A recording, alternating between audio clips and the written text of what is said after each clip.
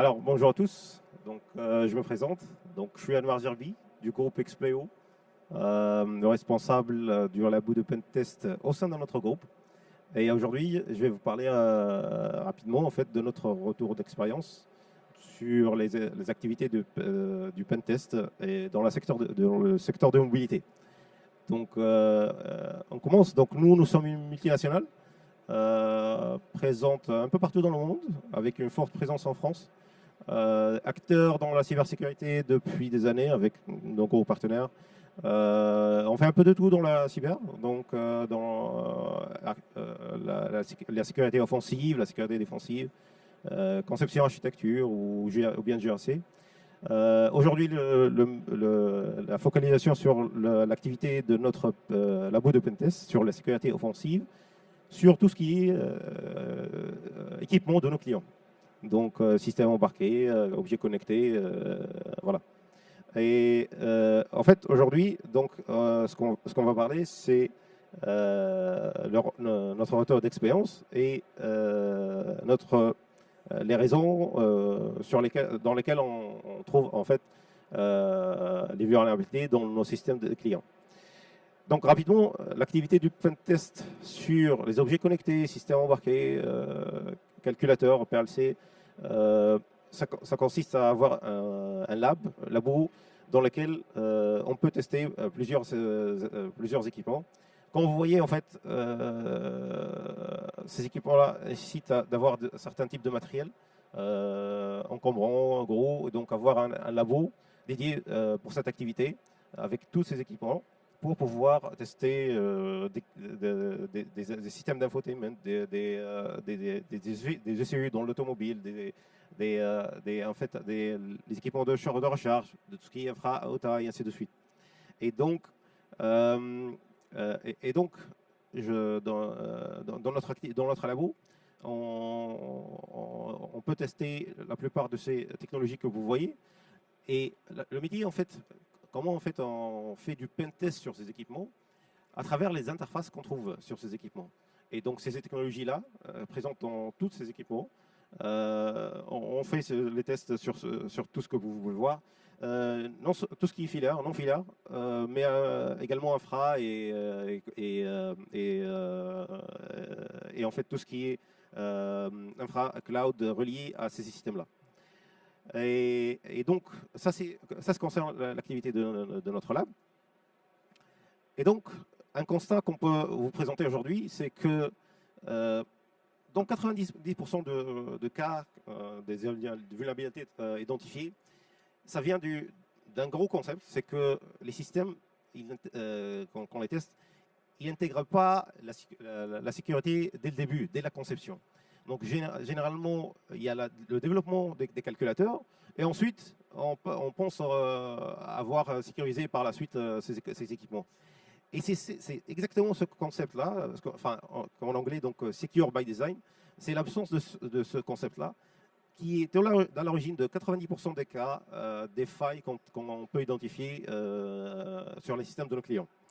Et aujourd'hui, juste, on va rapidement vous dire les trois grandes raisons qu'on avait identifiées qui sont à l'origine de ces failles et ces vulnérabilités-là. Et donc,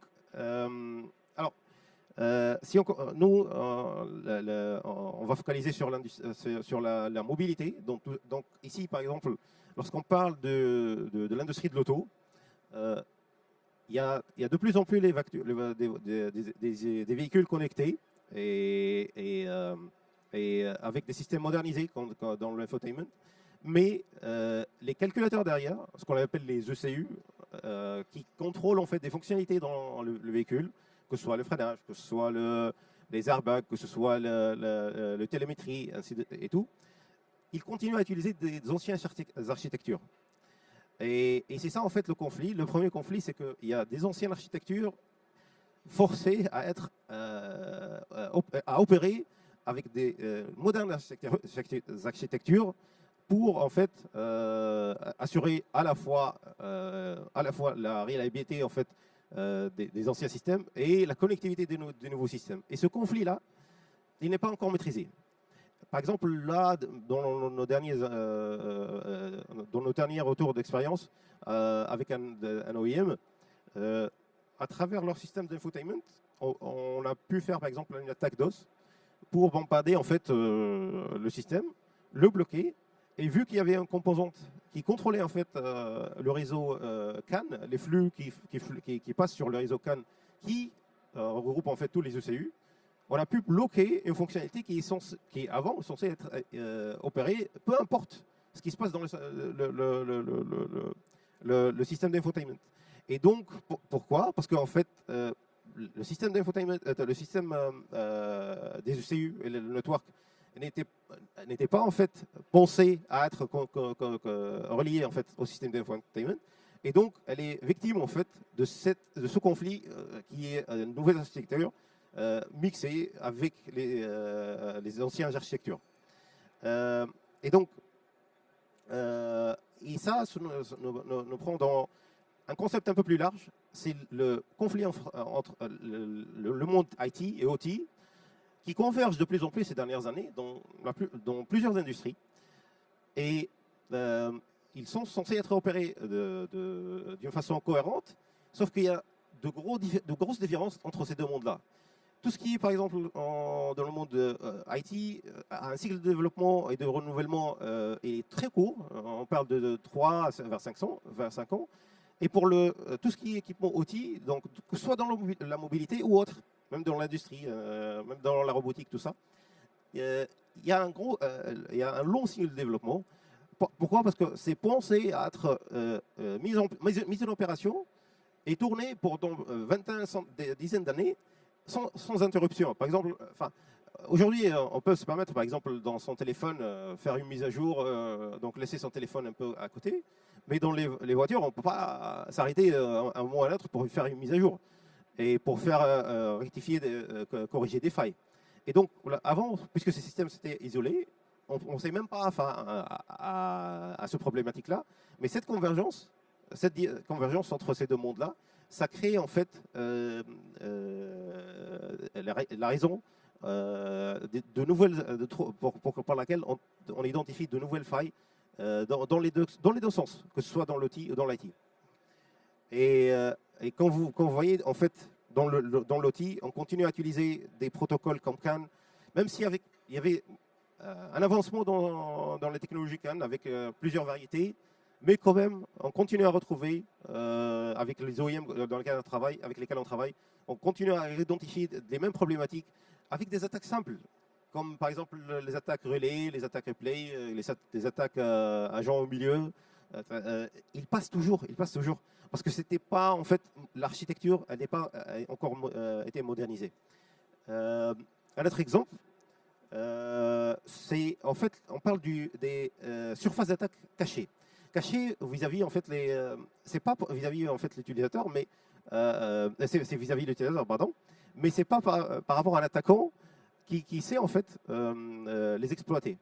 Et donc, on fait, par exemple, dans les ferros, les systèmes de ferros, de plus en plus ces dernières années, ils continuent à être modernisés. Pas totalement aujourd'hui, mais les parties modernisées, ils sont modernisés.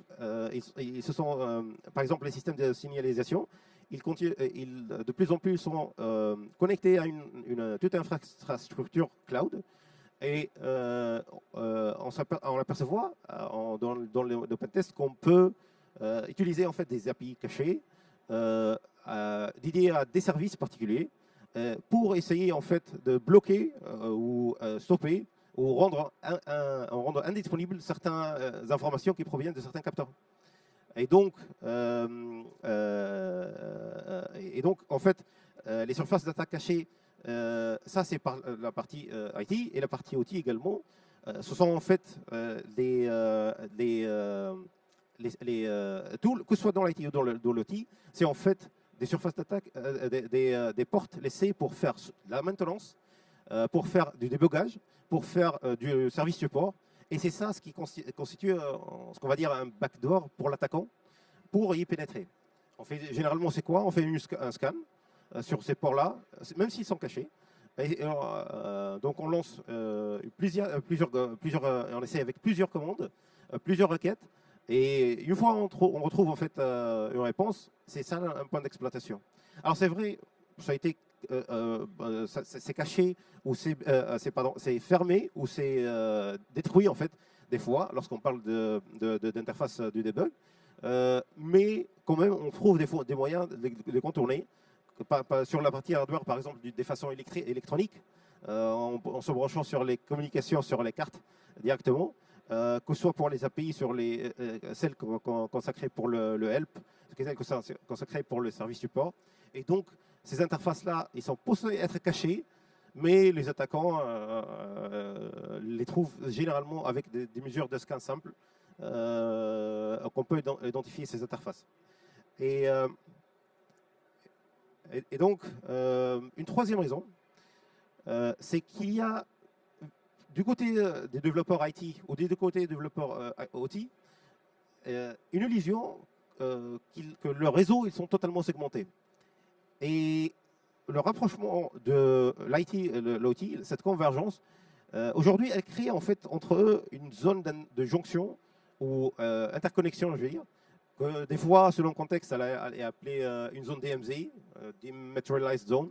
Et cette zone-là, elle n'est pas ni totalement maîtrisée par le développeur OT, ni maîtrisée par le développeur IT, et qui crée en fait, une interface d'attaque pas encore maîtrisée des deux côtés. Par exemple, nous avons testé récemment, dans ces dernières années, des systèmes comment on appelle, des vélos connectés.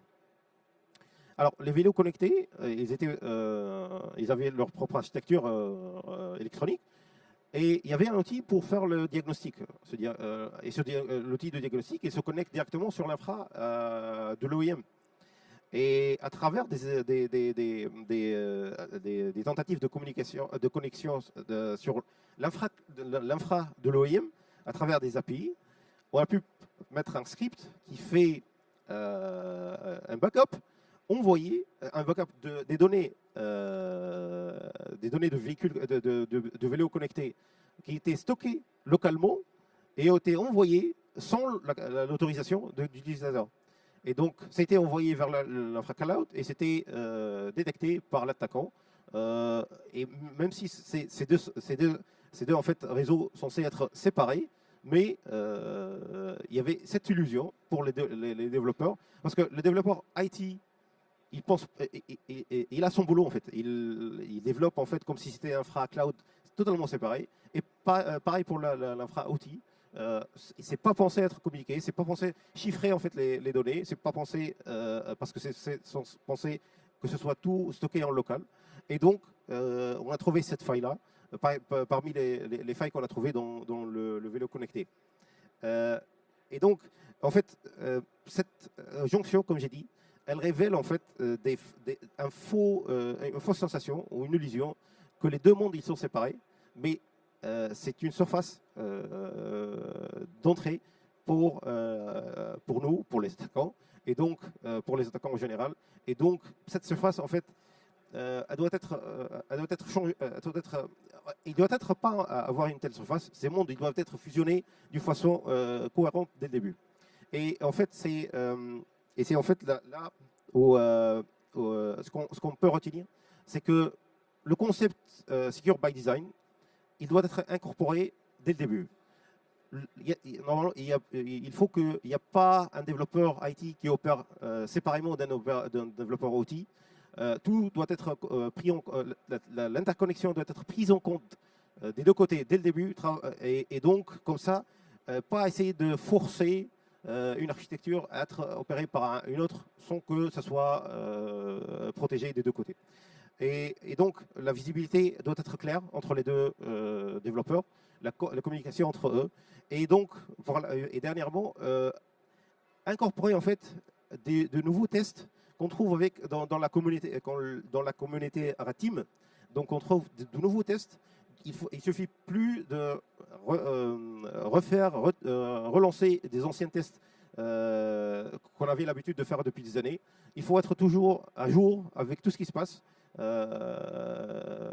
dans la communauté Red Team, l'incorporer dans l'activité de la sécurité offensive et comme ça, toujours garantir la sécurité des systèmes, de nouveaux systèmes, de ce nouveau système. Et voilà, et si vous voulez en fait savoir un peu encore plus sur notre métier, vous pouvez vous rendre en fait dans notre stand, juste derrière. Et bon, on va vous parler en fait des produits qu'on essaie de développer pour en fait remédier à tous ces problèmes-là. Voilà. Merci à tous.